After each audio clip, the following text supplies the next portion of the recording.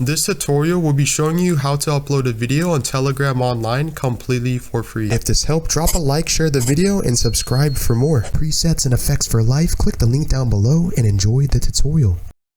Step 1 to upload a video on Telegram. If you have been wondering, it's pretty self-explanatory. Assuming you have your channel clicked and selected, in this case you have a couple different options. Go and click this option, this paper clip, and click the first option, photo or video, and you can locate your photo or video that you would like to upload on Telegram completely for free, and then click send.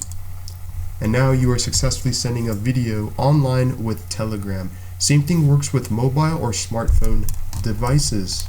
Bonus tip, you can even right click, you can pin your video, save the video, show it in the folder, or you can even copy the post link and forward the video online